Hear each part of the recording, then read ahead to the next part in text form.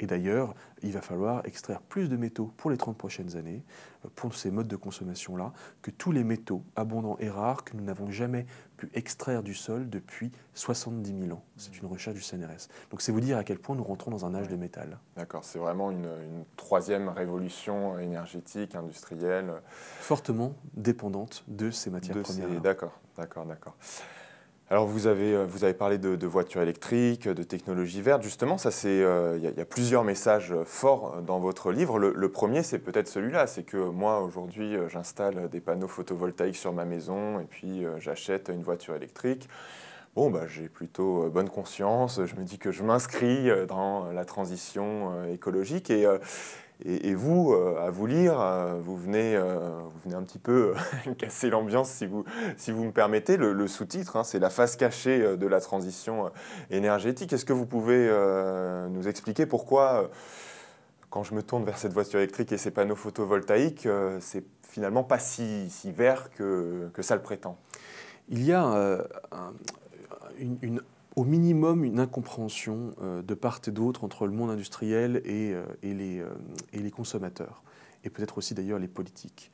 C'est que ces technologies sont improprement, et le jeu de mots n'est pas trop fort, improprement appelées vertes ou propres ou zéro émission. Alors effectivement, quand vous regardez une éolienne, vous dites c'est merveilleux parce que cette éolienne, elle produit de l'électricité et puis elle n'émet pas de gaz à effet de serre. Pareil pour le panneau solaire, pareil pour la voiture électrique. C'est ça la transition énergétique. C'est de remplacer des technologies qui sont émettrices de gaz à effet de serre, parce qu'elles utilisaient soit du charbon, soit du pétrole, par des technologies qui, elles, en revanche, eh bien, se fondent sur ces métaux, mais qui ne brûlent pas au moment où on les consomme, donc qui n'émettent pas de CO2. Alors on se dit c'est merveilleux. Effectivement, ce sont des technologies vertes, zéro émission, des technologies propres. Simplement, elles sont vertes, propres, zéro émission à l'instant où elles fonctionnent.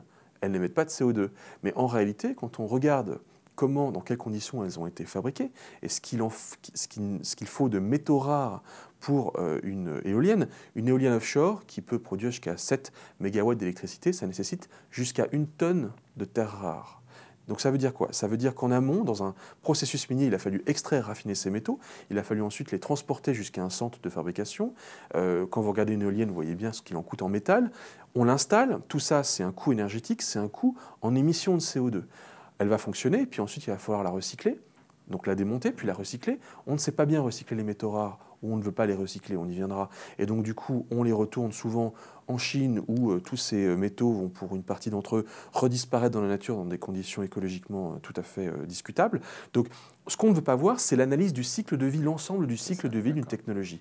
Alors à l'instant où vous l'utilisez, effectivement, c'est merveilleux, mais si vous calculez ce qu'elle a émis en gaz à effet de serre et ce qu'elle a nécessité comme énergie depuis la mine de métaux rares nécessaires à sa fabrication jusqu'à la décharge électronique qui généralement se trouve elle-même en dehors de chez nous en Chine, notamment en Chine, eh bien en réalité, ça a un impact écologique absolument considérable que personne ne veut voir. On ne le voit pas parce que tout ça c'est loin et finalement, eh bien, on se voile la face et il y a beaucoup d'hypocrisie, je trouve, dans ces technologies vertes.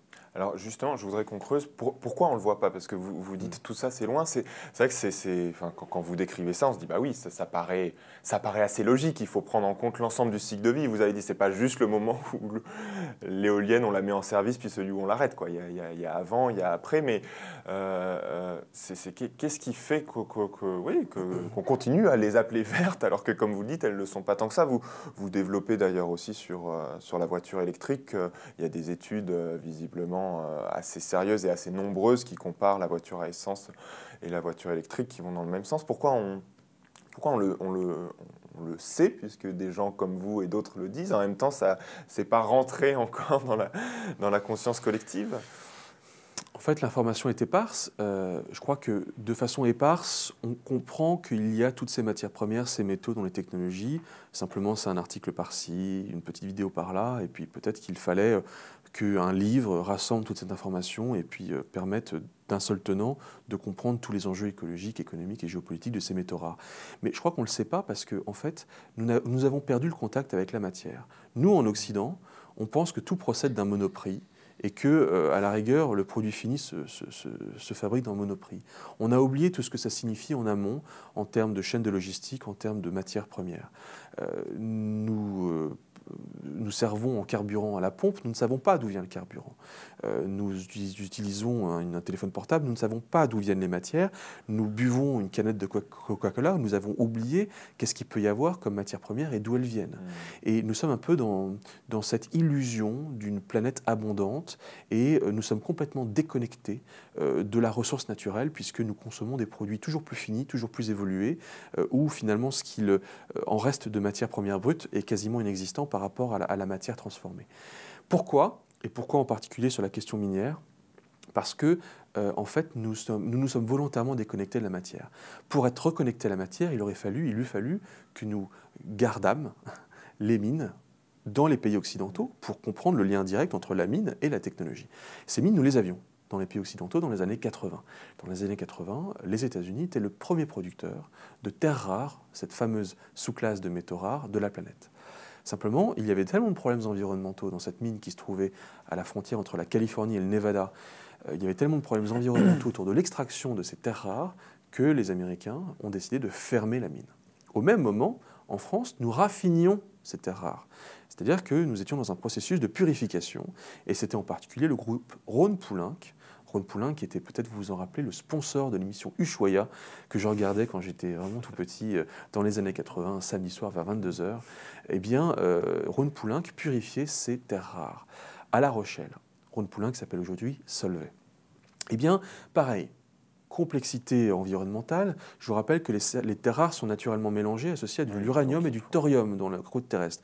Donc quand vous les purifiez, vous devez séparer l'uranium, le thorium des terres rares. Donc ça génère de la radioactivité. Et à ce moment-là, Rhône-Poulenc, ne pouvant plus assumer le coût écologique de ce raffinage, a dit « nous allons transférer une partie de nos activités de raffinage en Chine ». Au même moment, la Chine sort du maoïsme. Et elle nous dit, vous savez, le maoïsme, ça a été un peu compliqué pour nous, la révolution agricole n'a pas eu exactement les effets qu'on aurait voulu, mais en revanche, on a plein de mines de métaux rares et de terres rares, on a besoin de s'enrichir, transférez-nous l'amont minier et le raffinage, l'environnement pour nous, ce n'est pas un problème, l'avenir confirmera qu'effectivement, ce n'était pas un problème pour eux, et nous allons vous fournir ces métaux rares à bas prix, et comme ça, vous vous débarrasserez de cet amont minier. Et donc finalement, nous avons délocalisé nos industries, nous avons délocalisé nos emplois, et donc nous avons délocalisé la pollution. Nous nous sommes débarrassés de la pollution des métaux rares pour pouvoir ensuite racheter aux Chinois les métaux purifiés, propres, les mettre dans une voiture électrique, une éolienne, un panneau solaire, pour dire, regardez comme c'est merveilleux la transition écologique. Donc en fait, nous avons un peu divisé le monde entre ceux qui sont sales et puis ceux qui font semblant d'être propres. Nous avons procédé à une opération comptable. Hors bilan, ça s'appelle du hors bilan, c'est-à-dire qu'on dit qu'on a un bénéfice, mais en fait la montagne de dette est cachée dans un paradis fiscal. Eh bien c'est un peu la même chose avec ces histoires de matières premières nécessaires aux technologies vertes. La technologie verte, c'est le gain, mais la dette écologique, c'est les métaux rares qui ont été transférés dans un paradis fiscal, si je puis dire, et ce paradis fiscal, toute chose égale par ailleurs, c'est la Chine.